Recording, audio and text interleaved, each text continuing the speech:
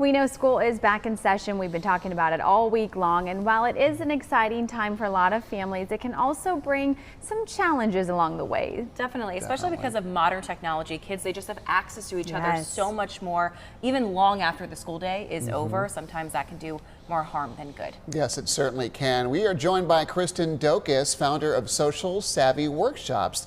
She's going to share some information about cyberbullying and how to talk to your kids about it. It's really important. Good morning, Kristen. Thanks for joining us this morning.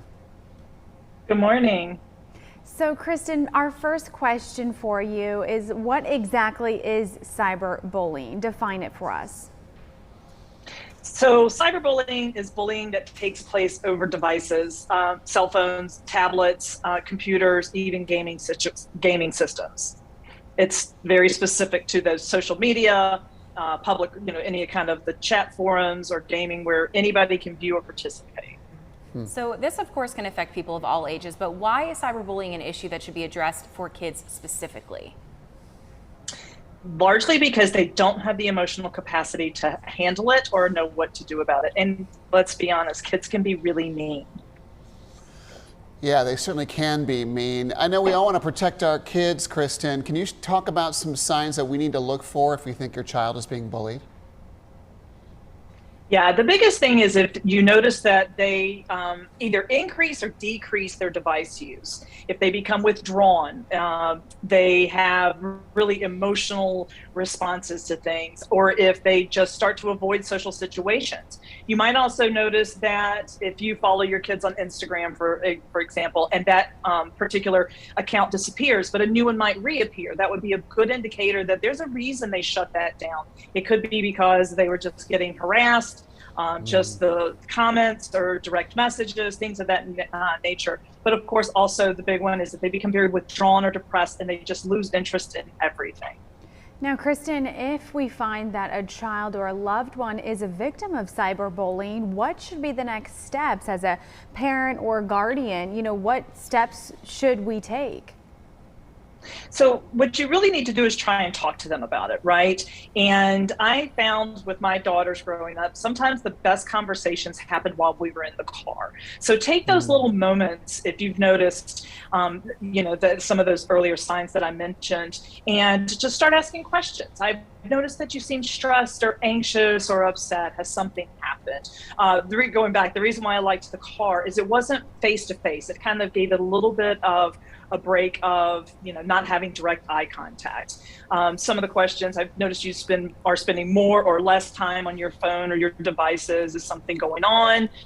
Has something happened at school? I've noticed you don't talk to your friends as much anymore. Things of just, very kind of calming questions. But the one that's most important to ask them is, or to remind them of, is like, I'm here. I'm here if there's something that you would like to talk about.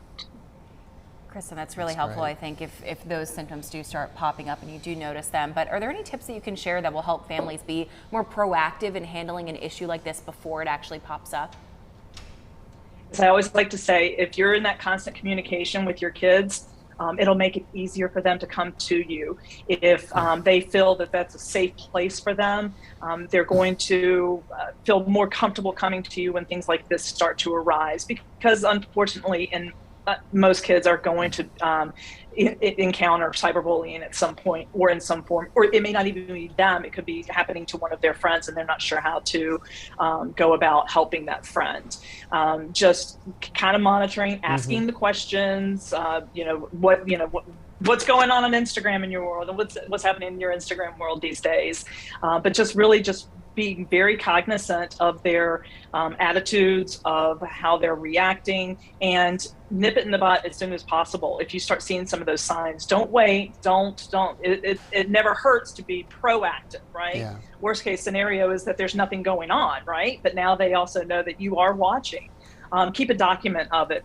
So if you have found out that it's happening, one of the biggest things that you can do is keep documentation of that, whether it's a screenshot, whether it's just writing down the data. Even if you don't think something's necessarily going on, if you start seeing some of those changes, it doesn't hurt to start taking note of it. Kristen, you mentioned Instagram there specifically, but I know you're not trying to single any one platform out, but just from parents who are monitoring this, I mean, in your experience, is there one platform or a few platforms where this tends to happen as opposed to others? I think parents would like to know that. I've always held the belief that it's not the medium, it's, the message. It can happen in any of them. It can happen on Twitter. It's most prone to happen in areas that have direct messaging.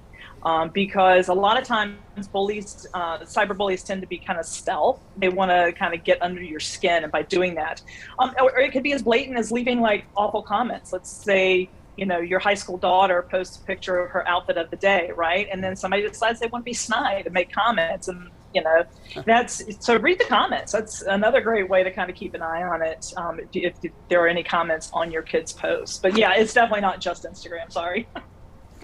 Oh, no, that's okay. No, Yeah. We appreciate your insight as always, Kristen. Thank you for your time and for joining us. Certainly a vital topic of conversation to be had, especially this week. Now, folks at home, if you would like any more information about cyberbullying, we invite you to visit the website on your screen, socialsavvyworkshops.com.